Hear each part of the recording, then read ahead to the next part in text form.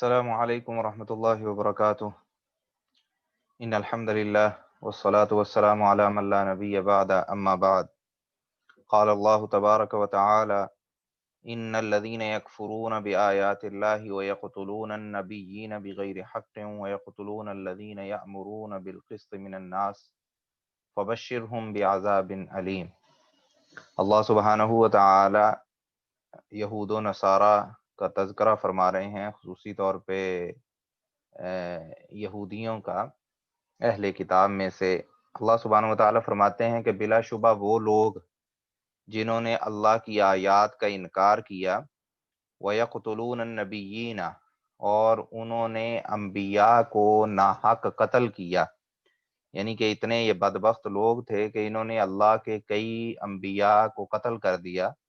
وَيَقْتُلُونَ الَّذِينَ يَأْمُرُونَ بِالْقِسْطِ مِنَ النَّاسِ، اور اسی طرح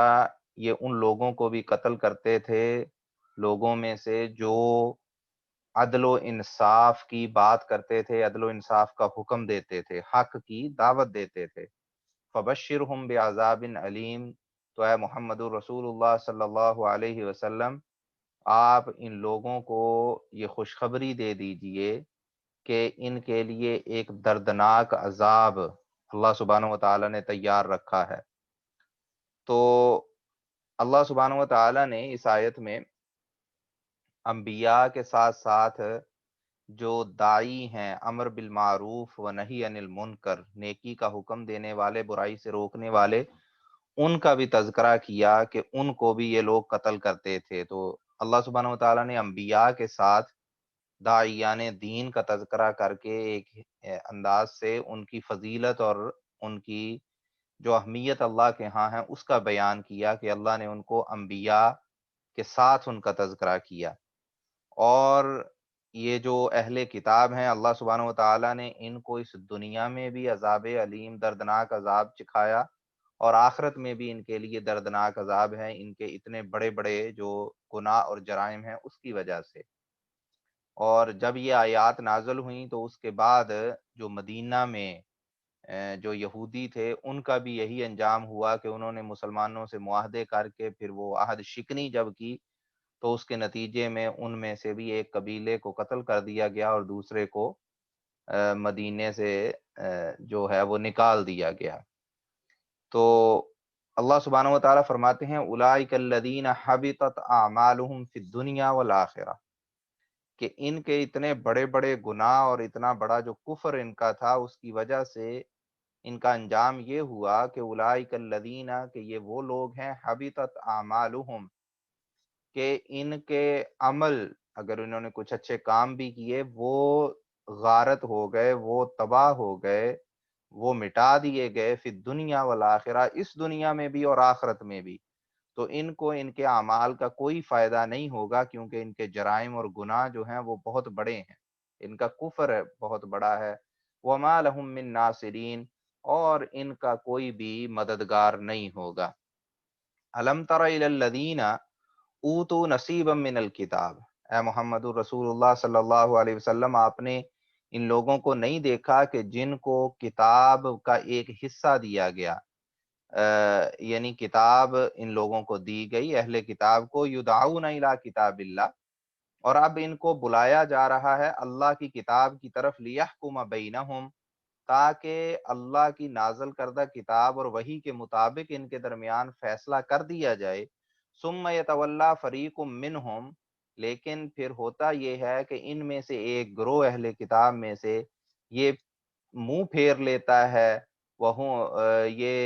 پلٹ جاتا ہے، وہم موردون، اور یہ منہ پھیر کر دوسری طرف ہو جاتے ہیں، اور یہ اس بات کی طرف نہیں آتے کہ اللہ نے جو تورات میں احکام نازل کیے ہیں انہی کے مطابق ان کے درمیان فیصلہ کر دیا جائے۔ تو یہ جس چیز کو وحی اور حق مانتے ہیں اس پہ بھی عمل کرنے سے یہ پھر بھاگتے ہیں اور اس سے منہ پھیر لیتے ہیں۔ ذالک بانہم، اور ان کی یہ جو سرکشی ہے، یہ جو ان کی نافرمانی ہے، اس کی وجہ یہ ہے کہ قالوا لن تمسنا النار، کہ انہوں نے کہا کہ ہمیں آگ نہیں چھوئے گی دوزخ کی، الا ایام معدودات، سوائے چند دنوں کے۔ تو ان کا یہ جو امید ہے اور ان کے جو جھوٹے خیالات ہیں اور عقائد ہیں کہ یہ سمجھتے ہیں کہ ہم اللہ کے چنے ہوئے ہیں اور ہمیں تو اللہ دوزخ میں ڈالے گا ہی نہیں، ہم جو مرضی گناہ کری جائیں، جرائم کری جائیں، اس کے باوجود ہم دوزخ میں نہیں جانے والے، اگر گئے بھی تو چند دنوں کے لیے جائیں گے اور پھر ہم نے جانا جنت میں ہی ہے، کیونکہ ہم چنے ہوئے لوگ ہیں اللہ کے اور ہم اللہ کے بڑے پسندیدہ اور محبوب ہیں۔ آپ یعنی کہ اندازہ کر لیں کہ یہ حالت اہل کتاب کی تھی اس دور میں، اور اللہ کا کرنا ایسا ہے کہ ہمارے لیے بھی یہ تباہی کا باعث ہے کہ ہم مسلمانوں کی بھی یہی حالت ہو چکی ہے کہ کفر و شرک میں مبتلا ہو کے اور انتہائی بڑے بڑے جرائم کر کے پھر بھی ہم اپنے آپ کو یہ تسلی دیتے ہیں کہ جی ہم کوئی مسلمان ہیں اور ہم جنت کے ٹھیکیدار ہیں، ہم نے ہی جنت میں جانا ہے، ہم تو دوزخ میں جا ہی نہیں سکتے۔ تو یہ ایک اتنی بڑی غلط فہمی ہوتی ہے اور اتنی بڑی بے خوفی ہوتی ہے کہ جو انسان کو تباہ و برباد کر کے رکھ دیتی ہے، اور پچھلی قوموں کو بھی اسی بے خوفی نے اور اللہ کا خوف نہ ہونا، دوزخ کا خوف نہ ہونا، اسی چیز نے ان کو تباہ کیا۔ وغرہم فی دینہم، اللہ سبحانہ وتعالیٰ فرماتے ہیں کہ ان کو ان کے دین کے معاملے نے میں دھوکا دیا، ما کانوا یفترون، اس چیز نے جو وہ خود گڑھتے تھے۔ تو یہ جو من گڑت روایات ہوتی ہیں، من گڑت باتیں ہوتی ہیں، مسائل ہوتے ہیں، یہ وہ چیز ہے کہ جو پچھلی قوموں کو بھی دھوکا دینے والی تھی، اور اسی دھوکے میں مسلمان بھی آئے ہوئے ہیں۔ تو اصل چیز یہ ہے کہ جو اللہ نے نازل کیا اور جو ثابت شدہ ہے، صرف اسی سے بندہ اس کو اپنا دین پکڑے، اس کو اپنے دین کی بنیاد بنائے، اور گڑھی ہوئی باتوں کی بنیاد پہ اپنی آخرت کو انسان تباہ نہ کرے۔ تو اللہ سبحانہ وتعالیٰ فرماتے ہیں کہ ان اہل کتاب کا معاملہ کیا تھا کہ یہ کہتے تھے کہ اللہ کہ ہمیں آگ نہیں چھوئے گی سوائے چند دنوں کے، دلیل کیا کوئی نہیں، خود گڑی ہوئی باتیں کہ جی ہم دوزخ میں نہیں جا سکتے یا ہمیں چند دن نہیں دوزخ کی آگ ٹچ کرے گی، اور اسی اپنی گڑی ہوئی بات سے ہی، اپنے جھوٹ کے دھوکے میں ہی یہ لوگ خود آ گئے۔ فَكَيْفَ إِذَا جَمَعْنَاهُمْ لِيَوْمٍ لَا رَيْبَ فِيهِ، اللہ سبحانہ وتعالیٰ فرماتے ہیں کہ اس دن کی کیا ہی حالت ہوگی کہ جب ہم سارے کو ہم ان ساروں کو جمع کریں گے ایک ایسے دن میں کہ جس دن کے آنے میں کوئی شک نہیں ہے، قیامت والے دن کیا ہی معاملہ ہوگا کہ یہ سب لوگ جمع کیے جائیں گے، وَوُفِّيَتْ كُلُّ نَفْسٍ مَا كَسَبَتْ، اور ہر کسی کو اس نے جو جو کیا اس کا پورا پورا بدلہ دیا جائے گا، اگر اچھے کام کیے تو اچھا بدلہ ملے گا، برے کام کیے تو برا انجام ہوگا، وَهُمْ لَا يُظْلَمُونَ، کسی پر ظلم نہیں کیا جائے گا۔ تو یہ اللہ سبحانہ وتعالیٰ فرماتے ہیں کہ پتہ نہیں کس دھوکے میں پڑے ہوئے ہیں کہ یہ سوچتے ہیں کہ ہم جو مرضی کری جائیں ہمیں دوزخ میں نہیں ڈالا جائے گا، جبکہ حقیقت معاملہ کیا ہوگا کہ اللہ جب لوگوں کو جمع کرے گا تو پھر لوگوں نے جو اچھے یا برے کیے ہیں ان کا انہیں سامنا کرنا پڑے گا۔ قل، اے محمد الرسول اللہ صلی اللہ علیہ وسلم آپ فرما دیجئے، اللہم، اے اللہ، مالک الملک، اے وہ اللہ جو تمام جہانوں کا مالک ہے،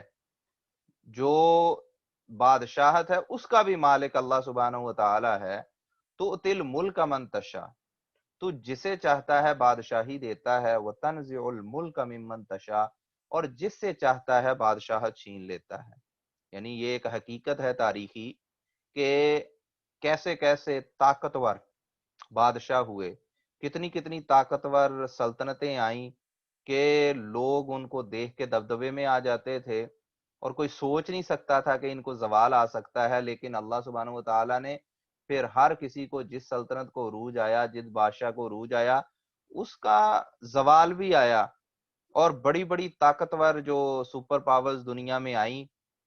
بعد میں ان کو اللہ سبحانہ وتعالیٰ نے دوسرے لوگوں سے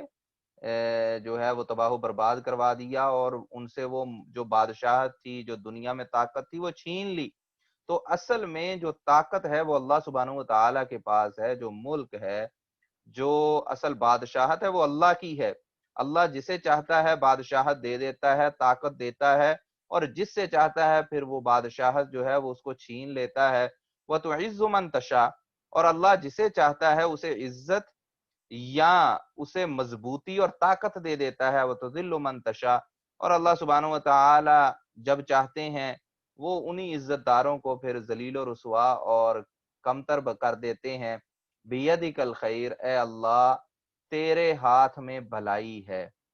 تو بھلائی اللہ کے ہاتھ میں ہے، اللہ کے علاوہ کوئی کسی کا بھلا نہیں کر سکتا۔ ان اللہ علی کل شیء قدیر، انکا، بلا شبہ ہے اللہ،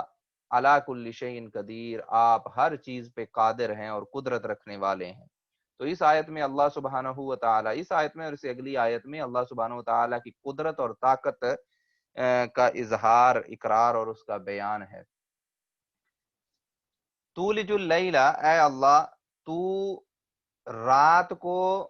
دن میں داخل کرتا ہے، وتولج النہار فی اللیل، اور تو دن کو رات میں داخل کرتا ہے، یعنی دن ہوتا ہے اور وہ رات میں تبدیل ہو جاتا ہے، اور پھر رات ہوتی ہے تو وہ دن میں تبدیل ہو جاتی ہے۔ اور اسی طرح اس کا ایک مفہوم یہ بھی ہے کہ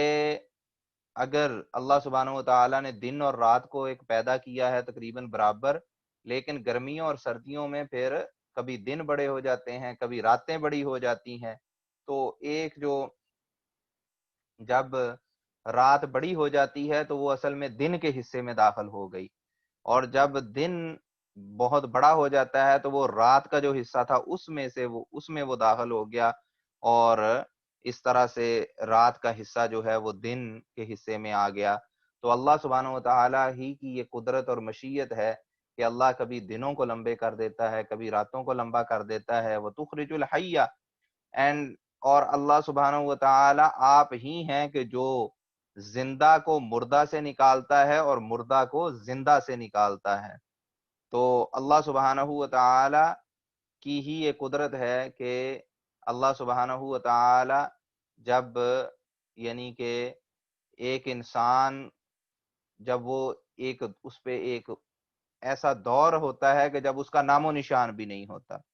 اور پھر پانی کے ایک قطرے سے اللہ سبحانہ و تعالیٰ اس کی تخلیق کرتے ہیں اور اس کو ایک جاندار، چلتا پھرتا، عقل و شعور والا ایک انسان بنا دیتے ہیں۔ اور پھر ایسا بھی ہوتا ہے کہ کئی دفعہ جو زندہ انسان ہوتے ہیں ان کے جو بچے ہوتے ہیں وہ ماؤں کے پیٹوں سے ہی جب پیدا ہوتے ہیں تو وہ زندہ نہیں ہوتے بلکہ مرے ہوئے ہوتے ہیں۔ تو زندگی اور موت اللہ کے ہاتھ میں ہے، اور اللہ جیسے چاہتا ہے اسی انداز سے فیصلے کرتا ہے۔ وَتَرْزُقُ مَن تَشَاءُ بِغَيْرِ حساب، اور اے اللہ آپ جسے چاہیں بغیر حساب کے بے شمار روزی اور رزق دیتے ہیں۔ تو رزق بھی اللہ سبحانہ و تعالیٰ کے ہاتھ میں ہے۔ تو یہ ان دو آیات میں اللہ سبحانہ و تعالیٰ کی بہت بڑی بڑی جو صفات ہیں، اور اللہ کی جو قدرت ہے، اللہ کی جو عظمت ہے، اللہ کی جو روزی دینے کی طاقت ہے، اور اللہ کا جو وحدانیت ہے ان صفات میں، ان کا بیان ان آیات میں کیا گیا ہے۔ اور ایک مسلمان کو یہ ترغیب دی گئی ہے کہ رسول اللہ صلی اللہ علیہ وسلم کو جب یہ حکم دیا کہ آپ یہ فرما دیجئے، تو یہ ہمارے لیے بھی ایک حکم ہے کہ ہم ان چیزوں کو سمجھیں، پڑھیں اور اس کو اکنالج کریں، اللہ سبحانہ و تعالیٰ کی صفات کو اور اللہ سبحانہ و تعالیٰ کی عظمت کو۔ لا يتخذ المؤمنون الکافرین اولیاء من دون المؤمنین، اللہ سبحانہ و تعالیٰ فرماتے ہیں کہ مومنوں کو چاہیے کہ ایمان والوں کو چھوڑ کے کافروں کو اپنے قریبی دوست نہ بنائیں۔ ایک تو یہ جرنل شریعت کا حکم ہے کہ محبت جو ہے وہ اللہ کے لیے ہونی چاہیے، اور جو بغض ہے، جو دشمنی ہے، نفرت ہے، وہ بھی اللہ کے لیے ہی بندہ کسی سے کرے۔ یعنی جو شخص نیک ہے اس سے آپ کو ایک محبت کا رشتہ ہونا چاہیے، اور جو برا ہے اس سے اس کی برائی کی وجہ سے بندے کو دور ہونا چاہیے۔ تو نیک لوگوں کی صحبت میں رہنے کی تلقین کی گئی ہے، کیونکہ جب بندہ اچھی صحبت میں ہوتا ہے تو اس سے اس کو توفیق ملتی ہے، اس کے لیے آسانی ہو جاتی ہے اچھا ہونا اور اچھے کام کرنا۔ اور جب بندہ بروں کی مجلس میں بیٹھتا ہے تو وہ اس کو، انسان کو بھی خراب کر دیتے ہیں، اور وہ شخص بھی جو ہے فتنے میں پڑ جاتا ہے۔ تو کفر ایک بہت بڑی برائی ہے، اس لیے مسلمانوں کے یہ لائق نہیں ہے کہ وہ اپنے قریبی دوست جو ہے وہ نان مسلمز کو بنائے، اور اسی طرح ایک جو شریف بندہ ہے، نیک انسان ہے، اس کے بھی یہ لائق نہیں ہے کہ وہ بروں سے جو ہے وہ دوستی بنائے اور ان کے ساتھ اپنا جو فری وقت ہے وہ گزارے۔ تو ایک ہوتا ہے کسی سے تعلق اس طرح کا کہ بوقت ضرورت آپ کسی سے کوئی چیز خرید رہے ہیں، کسی سے کوئی لین دین ہے، وہ ایک الگ معاملہ ہے، آپ کر سکتے ہیں۔ لیکن یہ کہ سوشلائز کرنا اس طرح سے کہ آپ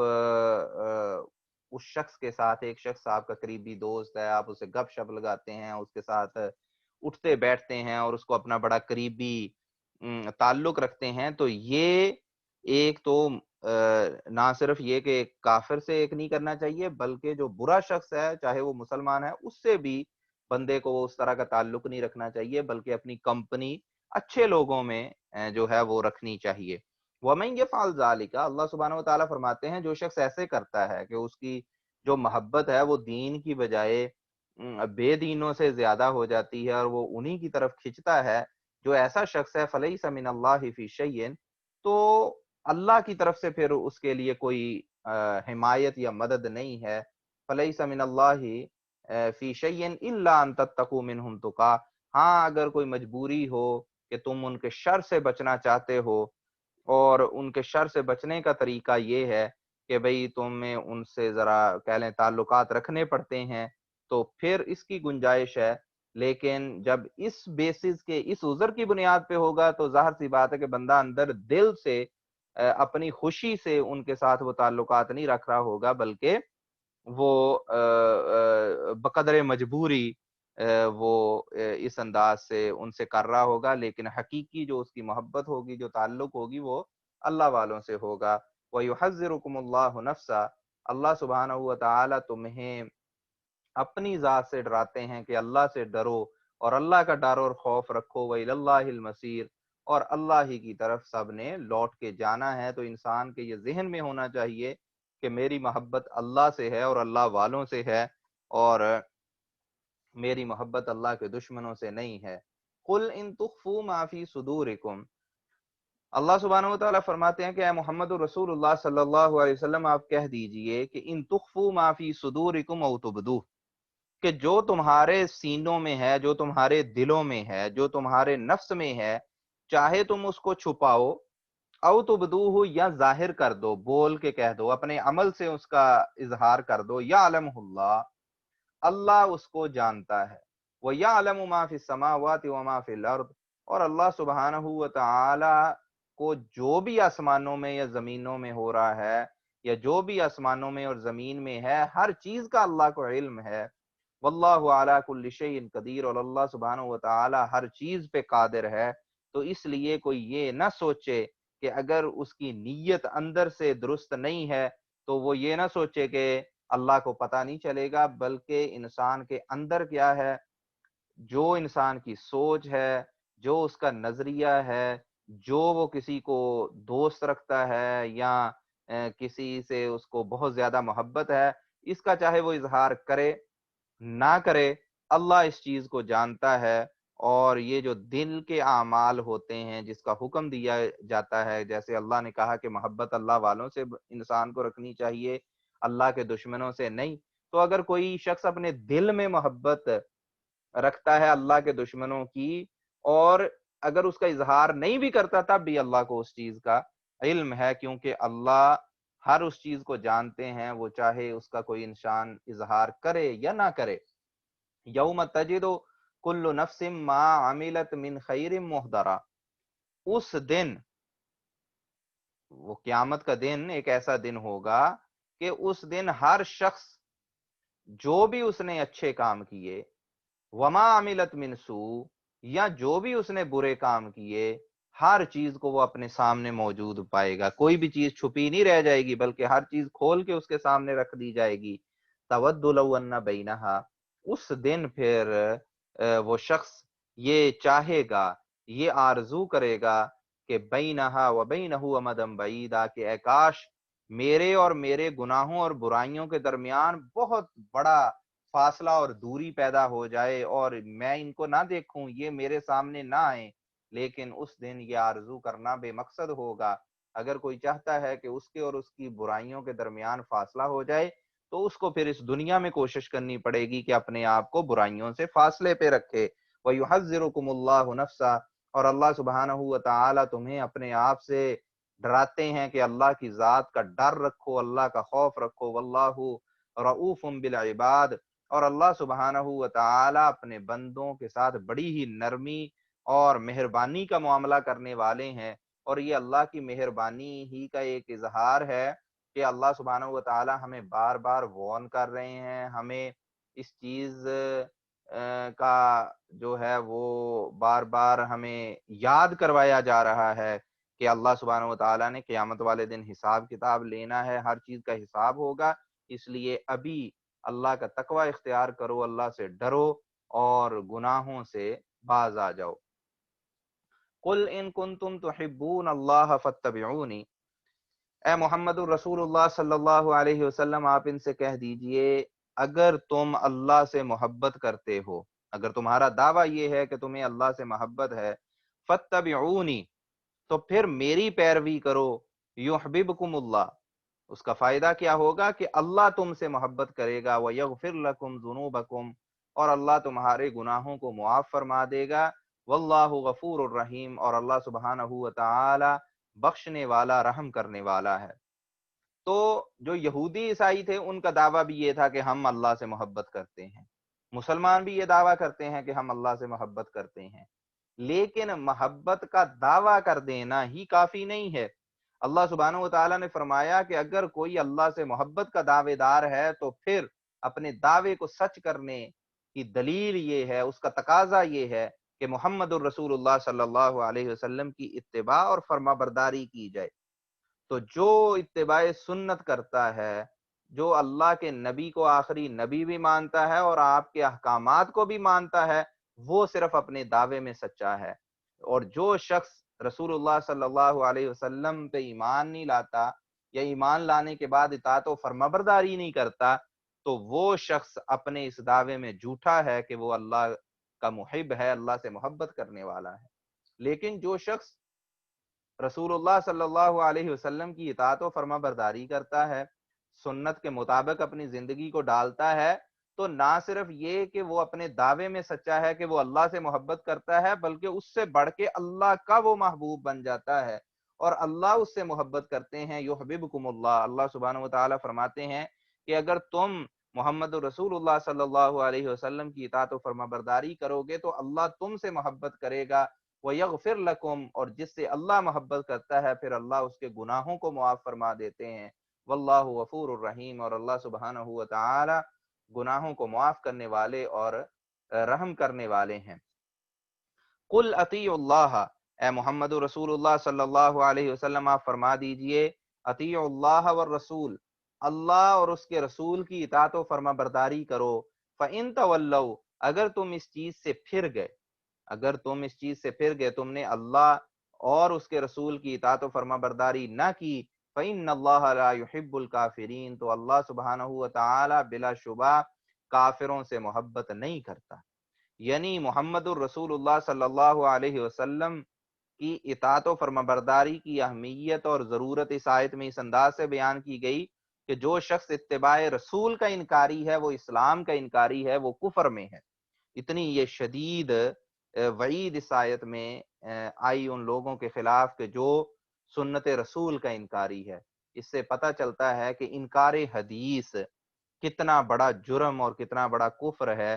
کہ جو محمد الرسول اللہ صلی اللہ علیہ وسلم کی حدیث کا منکر ہے۔ ایسے ایسے فتنے پیدا ہو چکے ہیں کہ اور جس کی پیش گوئی رسول اللہ صلی اللہ علیہ وسلم نے بھی اپنی احادیث میں کی تھی کہ لوگ سنت رسول کے انکاری ہیں، وہ کہتے ہیں حسبنا کتاب اللہ، ہمیں اللہ کی کتاب ہی کافی ہے، پھر وہ اس کتاب اللہ قرآن پاک کے مفہوم کو بھی بگاڑتے ہیں، لیکن اس کے ساتھ ساتھ وہ رسول اللہ صلی اللہ علیہ وسلم کی حدیث کا انکار کرتے ہیں، وہ حدیث کو مانتے نہیں۔ تو یہ ایک کفر ہے جس کا اللہ سبحانہ و تعالیٰ نے اس آیت میں بیان کیا، اور رسول اللہ صلی اللہ علیہ وسلم نے کہا کہ جو جس پیش گوئی کا میں نے ذکر کیا ابھی، کہ ایک وقت آئے گا کہ کوئی شخص تکیے پہ بیٹھا ہوا، تکیے پہ ٹیک لگائے بیٹھا ہوا ہوگا، اور اس کے سامنے میری کوئی حدیث بیان کی جائے گی تو وہ کہے گا کہ ہمیں اس سے کوئی سروکار نہیں، ہمیں بس جو قرآن ہے، جو کتاب ہے وہی کافی ہے۔ تو رسول اللہ صلی اللہ علیہ وسلم نے اس شخص کے بارے میں وہ وعید بیان فرمائی۔ تو اطاعت رسول صلی اللہ علیہ وسلم یہ دین کی بنیاد ہے، یہ جڑ ہے، اور اس کو تسلیم کیے بغیر کوئی شخص مسلمان نہیں ہو سکتا۔ ان اللہ اصطفیٰ آدم، اگلی آیت میں اللہ سبحانہ و تعالی نے اپنے چنے ہوئے اور جن لوگوں کو فضیلت اللہ سبحانہ و تعالی نے دی اس کا تذکرہ کیا، کہ اللہ سبحانہ و تعالی نے سارے جہانوں پہ ان چار جو لوگ ہیں اور ان کی اولاد ہیں ان کو اللہ سبحانہ و تعالی نے چن لیا، ان کو منتخب کر لیا۔ پہلا آدم علیہ السلام، دوسرا نوح علیہ السلام، تیسرا آل ابراہیم، ابراہیم علیہ السلام اور ان کی جو اولاد ہے، تمام انبیاء ابراہیم علیہ السلام کے بعد ابراہیم علیہ السلام کی اولاد سے آئے، اور خصوصی طور پہ محمد الرسول اللہ صلی اللہ علیہ وسلم جو ہے وہ حضرت اسماعیل علیہ السلام کی اولاد میں سے ہیں، حضرت ابراہیم علیہ السلام کی اولاد میں سے ہیں، وہ آل عمران، اور اسی طرح عمران کی جو آل اولاد تھی ان کو بھی اللہ سبحانہ و تعالیٰ نے تمام جہانوں پہ منتخب کر لیا اور ان کو فضیلت دی۔ اور یہاں عمران، آل عمران سے مراد مریم علیہ السلام اور ان کے بیٹے عیسیٰ علیہ السلام ہیں۔ اللہ سبحانہ و تعالیٰ فرماتے ہیں اذ قالت امرأۃ عمران ذریۃ بعضها من بعض، اللہ سبحانہ و تعالیٰ نے فرمایا کہ یہ سب جو انبیاء جن کا اللہ سبحانہ و تعالیٰ نے ذکر کیا یہ ایک دوسرے کی نسل میں سے ہیں، واللہ سمیع علیم، اور اللہ سبحانہ و تعالیٰ سننے اور جاننے والا ہے۔ تو سارے کے سارے جو ہیں وہ آدم علیہ السلام کی نسل میں سے آئے، اور ایک دوسرے کی یہ مدد کرنے والے، ایک دوسرے کی تصدیق کرنے والے یہ انبیاء اور ان کی آل ہے۔ اذ قالت امرأۃ عمران، جب عمران کی بیوی نے کہا، یعنی مریم علیہ السلام کی والدہ نے یہ بات کی کہ ربی، اے میرے رب، انی نذرت لک ما فی بطنی محررا، کہ میں جو کچھ میرے پیٹ میں ہے، یعنی کہ جب وہ پریگننٹ ہوئی، حاملہ ہوئی، تو انہوں نے کہا کہ اللہ میرے پیٹ میں جو ہے بچہ، میں اس کو تیرے نام پہ آزاد کرنے کی نظر مانتی ہوں، یعنی میں اس کو وقف کرتی ہوں کہ وہ تیرے دین کی خدمت کرے اور تیرے دین کے لیے کام کرے۔ تو فتقبل منی، اے اللہ میری طرف سے یہ جو نظر ہے، یہ جو ہدیہ ہے، یہ جو وقف ہے میرا اپنے بچے کو تیرے دین کے لیے وقف کر دینا، اس کو اے اللہ قبول کر لے، انک انت السمیع العلیم، بلا شبہ اے اللہ تو سننے والا اور جاننے والا ہے۔ فلما وضعتها، جب اس نے بچی کو جنم دیا، قالت رب انی وضعتها انثى، تو انہوں نے کہا کہ اے اللہ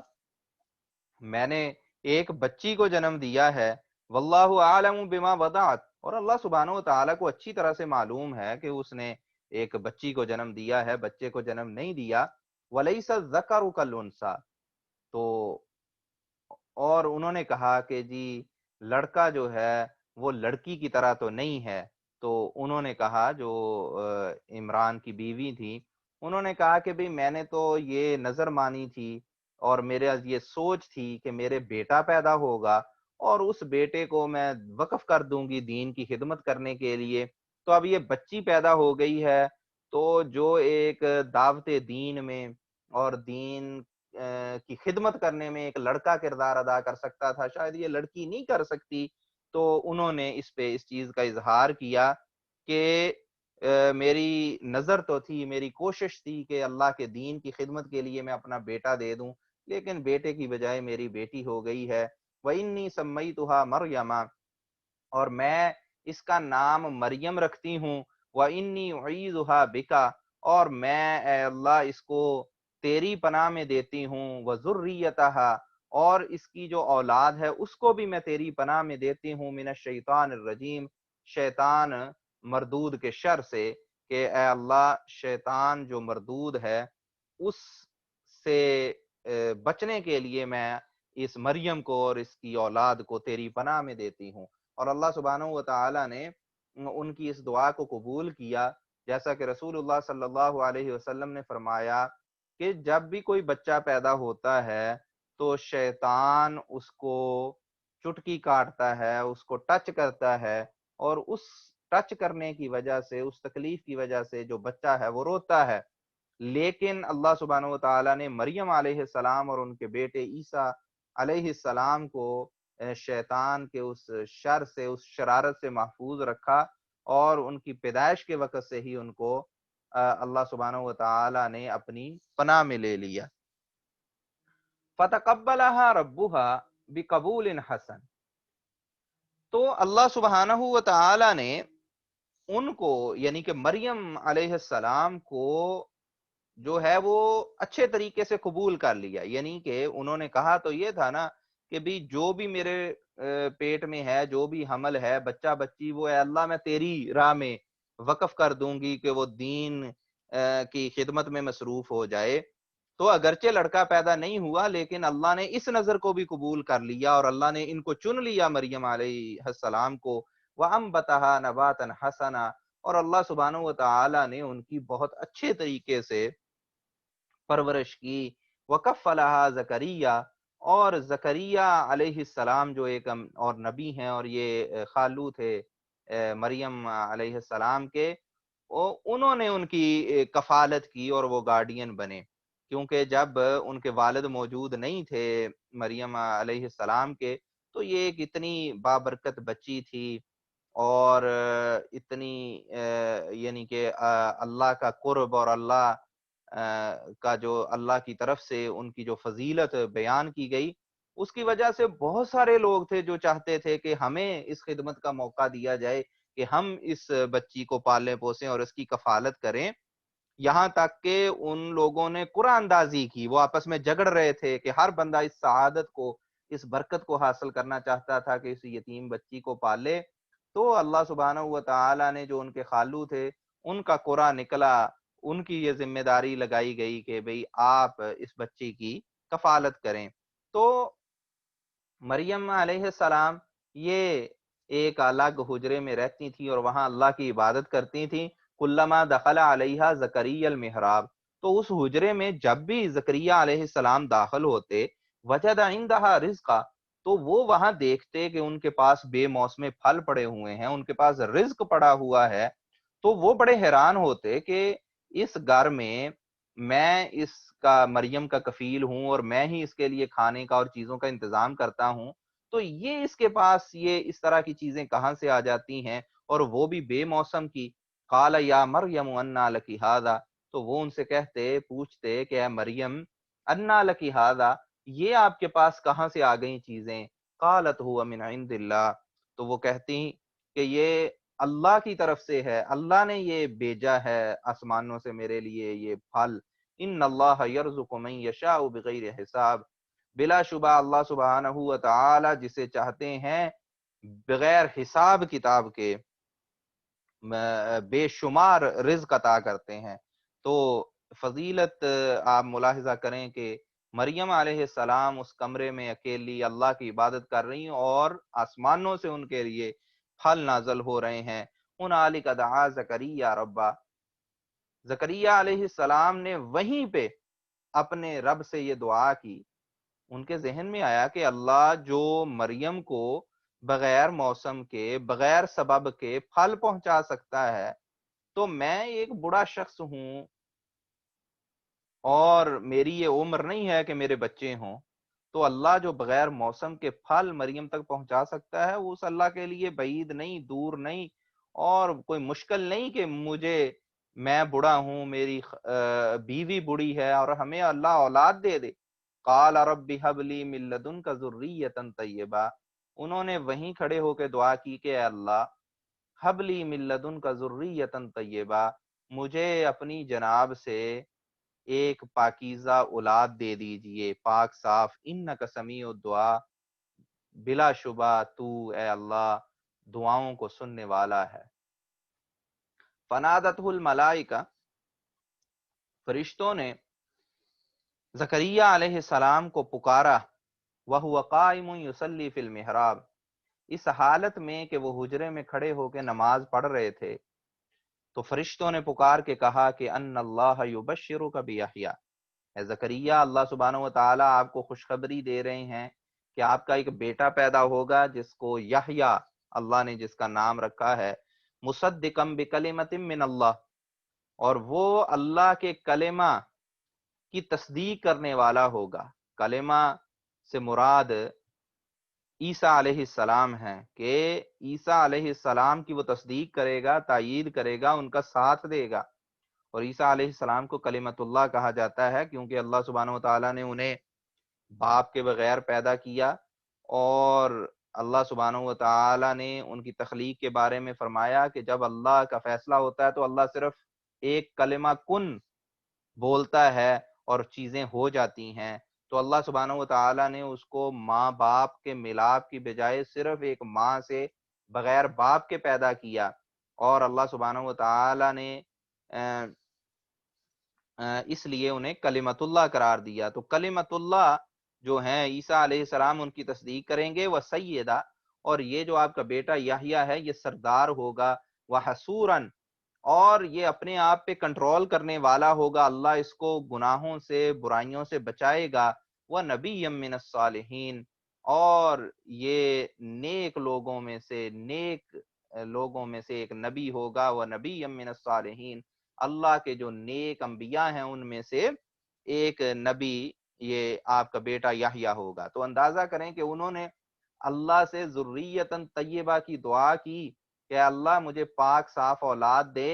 تو اللہ سبحانہ و تعالی نے ان کی دعا کو قبول کیا۔ بڑھاپے کی حالت میں ان کو ایک بچے کی خوشخبری دی جا رہی ہے، اور بچہ بھی وہ جو سید ہے، جو پاک صاف ہے، جو نبی ہے۔ قال ربی انا یکون لی غلام، تو انہوں نے کہا کہ اے اللہ میرے بچہ کیسے ہو سکتا ہے؟ دیکھیں خود ہی دعا کی اور اب خود ہی حیرانی کا اظہار کر رہے ہیں کہ یہ تو بڑا ہی عجیب معاملہ ہو گیا۔ انا یکون لی غلام وقد بلغنی الکبر، میرے بچہ کیسے ہوگا، میں تو اتنا بڑھاپے کی عمر کو پہنچ چکا ہوں، وامراتی عاقر،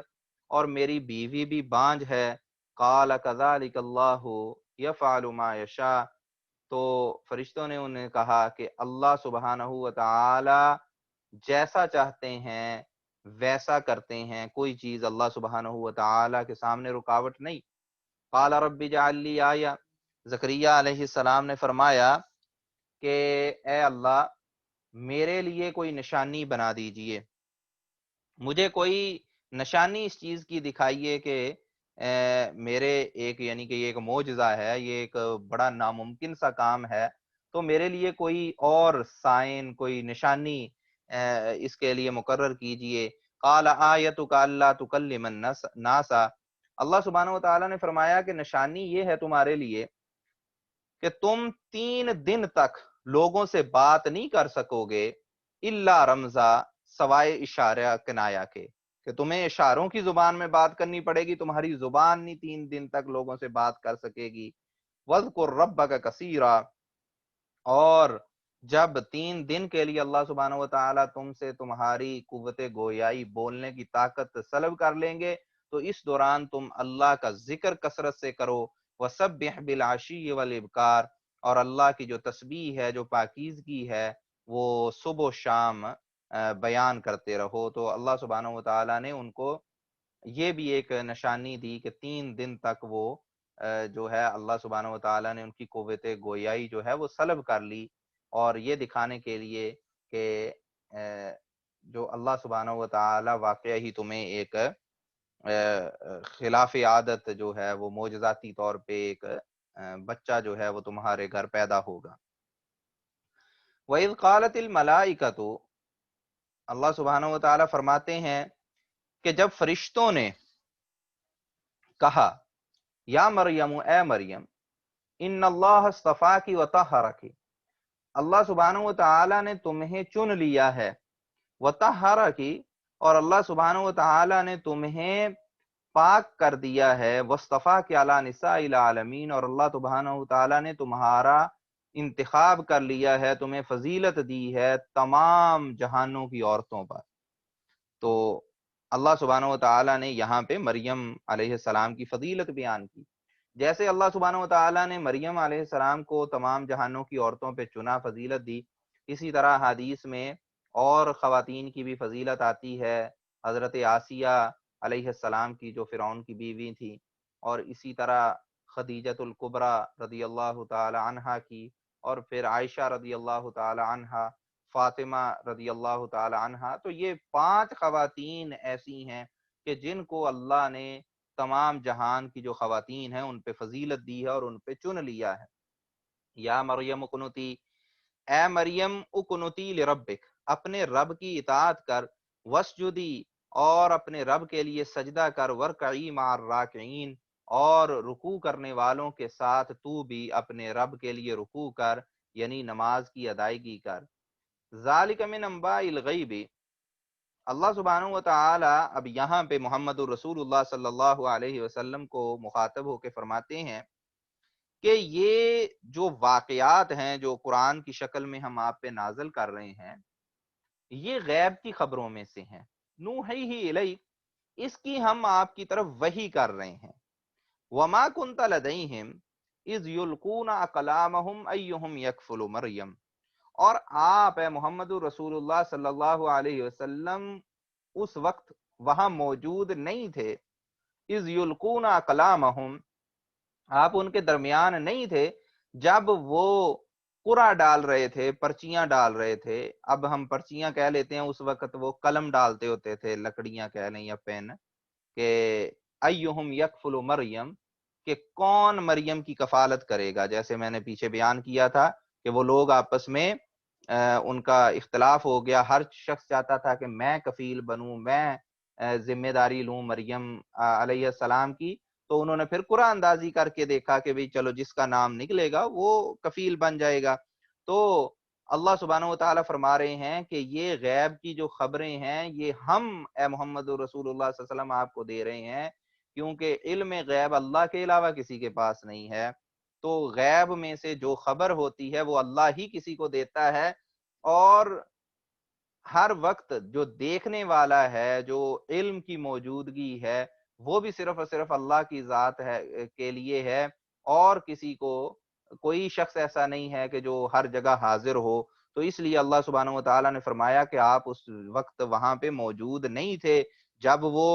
قرآن اندازی کر رہے تھے کہ کون مریم کی کفالت کرے گا۔ وما کنت لدیہم، اور آپ اس وقت وہاں پہ موجود نہیں تھے، اذ یختصمون، کہ جب وہ آپس میں جھگڑا کر رہے تھے۔ اس کے باوجود جو آپ یہ اہل کتاب کے لیے یہ قصے بیان کر رہے ہیں قرآن کی صورت میں، تو یہ اس چیز کی دلیل ہے کہ یہ کتاب اللہ کی طرف سے نازل کردہ ہے اور اللہ کی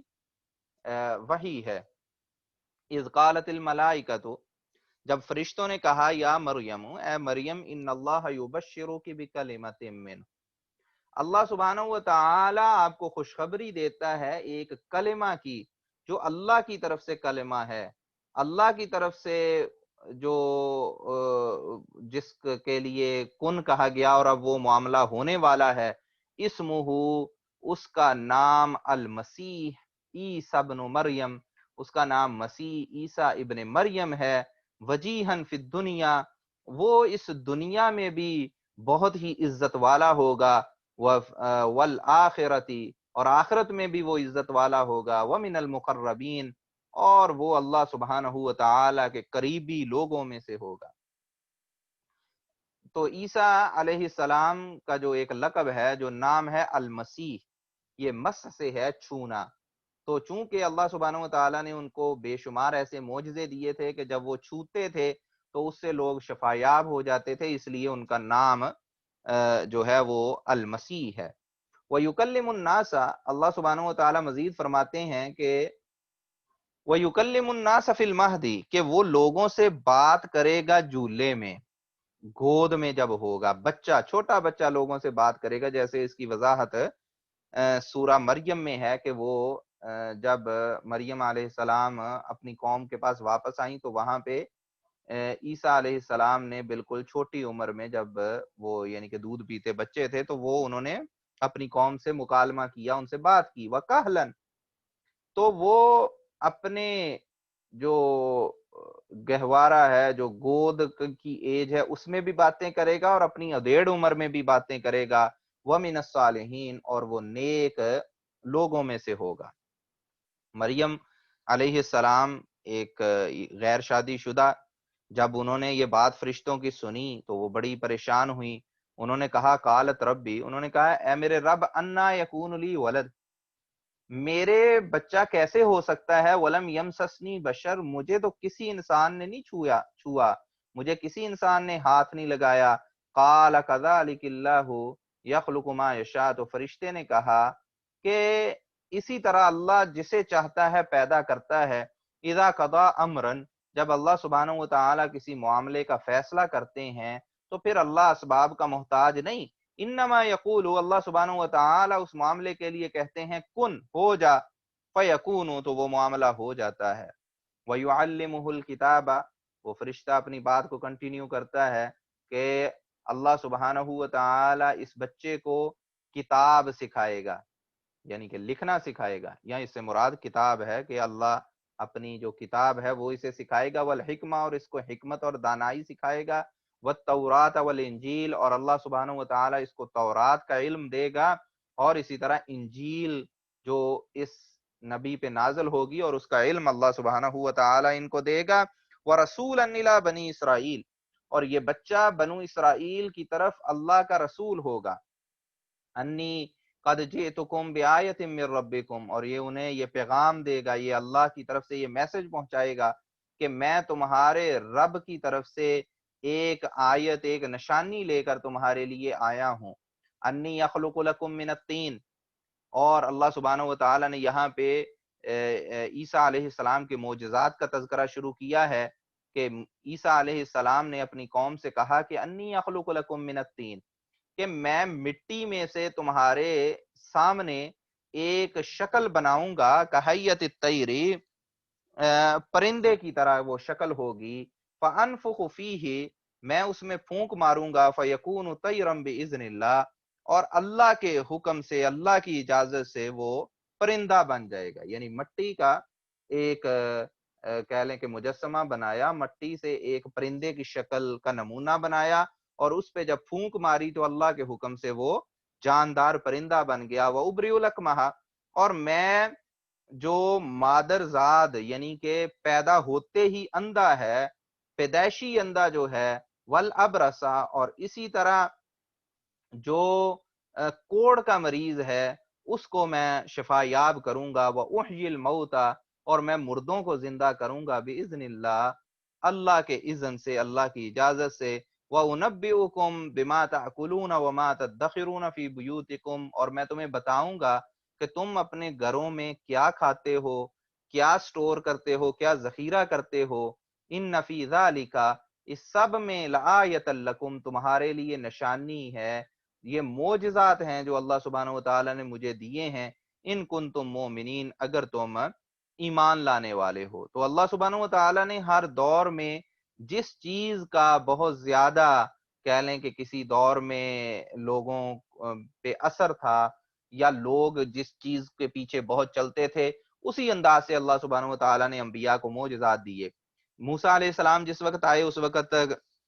جادو کا بڑا بول بالا تھا، لوگ جادوگروں کو بڑی قدر کی نگاہ سے دیکھتے تھے، تو اللہ سبحانہ و تعالی نے ایسے معجزات دیے موسیٰ علیہ السلام کو کہ جادوگروں کو بے بس کر دیا۔ اور عیسیٰ علیہ السلام کے دور میں جو حکیم تھے، جو طبیب تھے، طب والے تھے، ان کا بڑا بول بالا تھا، تو اللہ سبحانہ و تعالی نے ایسے معجزات شفا یاب کرنے کے عیسیٰ علیہ السلام کو دیے کہ جس سے وہ جو طبیب ہیں وہ بے بس ہو گئے اور وہ اس چیز کا مقابلہ نہیں کر سکتے تھے۔ اور محمد الرسول اللہ صلی اللہ علیہ وسلم جب جس دور میں اللہ نے آپ کو بھیجا، اس وقت فصاحت و بلاغت کا، شعر و شاعری کا، اچھے ادب کا، اس کا بڑا بول بالا تھا، اور لوگ اس میں بڑا مقابلہ کرتے تھے کہ کون اچھی شاعری لکھتا ہے، کون اچھی نثر لکھتا ہے۔ تو اللہ سبحانہ و تعالی نے قرآن کو ایک ایسا معجزہ بنا کے بھیجا کہ وہ لوگ اس کا مقابلہ نہیں کر سکے، اور اس جیسی جو ہے وہ عبارت ان کے لیے لکھنا मुमकिन नहीं था। व मुसद्दिक़न लिमा बैन यदैया, अल्लाह सुब्हानहु व तआला फरमाते हैं कि ईसा अलैहिस्सलाम ने उनसे कहा कि मैं व रसूलन इला बनी व मुसद्दिक़न लिमा बैन यदैया, कि मैं जो मेरे से पहले तौरात किताब आई है मैं उसकी तस्दीक करने वाला हूँ। वली उहिल्ल लकुम बादल्लज़ी हुर्रिमा अलैकुम, और इसी तरह मैं तुम्हारे लिए कुछ ऐसी चीजों को हलाल करने वाला हूँ जो तुम पे पहले हराम कर दी गई थी। यानी या तो अल्लाह सुब्हानहु व तआला ने सजा के तौर पे यहूदियों पे कुछ चीजें जो हराम की थी उनका बयान है कि उनको अब मेरी शरीयत में हलाल कर दिया जाएगा, या ये कि अपने इज्तिहाद से और अपने तौर पे ही जो उनके उलमा ने सख्ती करके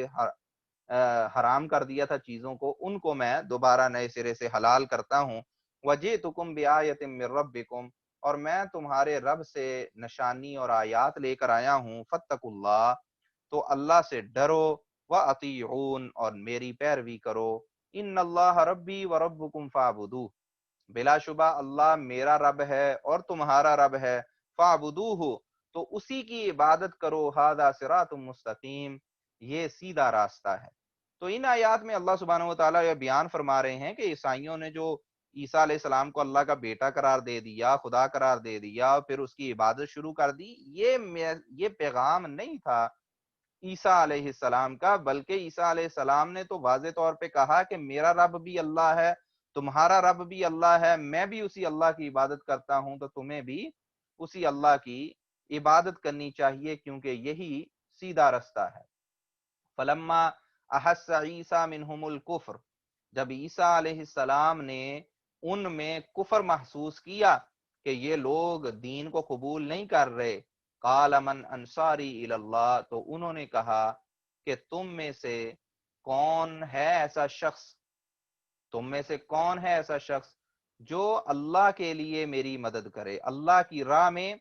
मेरे साथ चले। काल अल हवारियून नहनु अंसारुल्लाह, तो जो हवारी थे, जो